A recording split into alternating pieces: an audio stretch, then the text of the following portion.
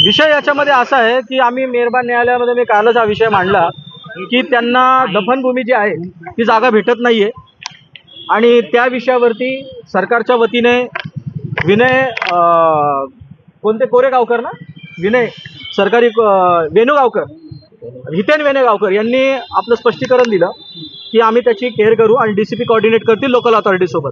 संध्याकाळपर्यंत तसं काय घडलं नाही म्हणून मी डीसीपी जे आहे तिकडचे त्यांच्याशी फोनवर बोललो आणि त्यांना त्यांच्या सांगण्याप्रमाणे कोर्टामध्ये जे सबमिशन झाले त्याबाबत पत्र दिलं असता आज त्यांनी सकाळी बोलवलं त्यांना पीडितांच्या लोकांना. आता ते जातील तिकडे आणि त्यांना दफनभूमीच्या 2-3 काय स्पॉट सांगितलेले आहेत त्या स्पॉटच्या अनुषंगाने दफन करण्यात येणार आहे ती पवळी.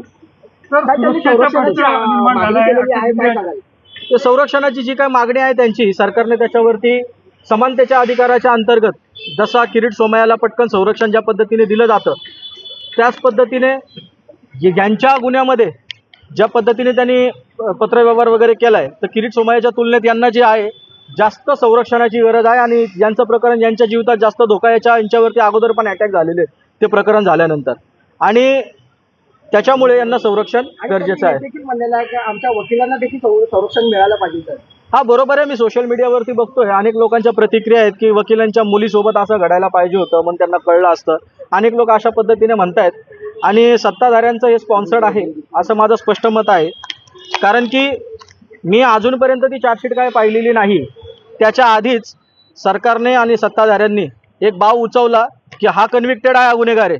अजून चार्जशीटच कोर्टासमोर आलं नव्हतं. ज्या दिवशी चार्जशीट आलं त्याच दिवशी एन्काउंटर झालेलं आहे.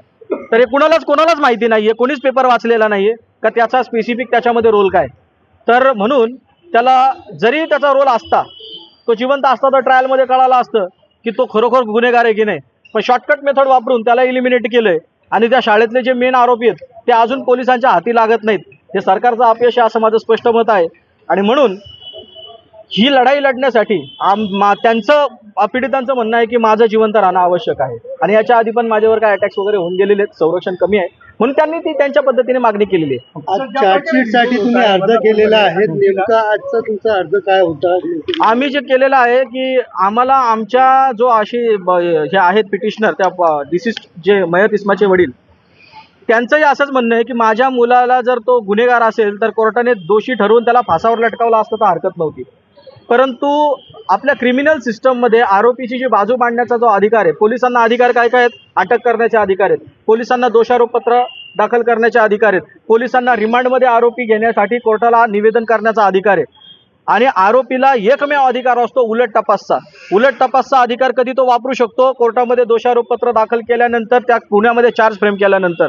आणि त्याचा जो क्रॉस एक्झामिनेशनचा अधिकार आहे तो त्याचा इलिमिनेट केल्यामुळे, त्याला मारून टाकल्यामुळे तो अधिकार गेलेला आणि सत्य लोकांपासून येण्यापासून हे रोखलं गेलेलं आहे.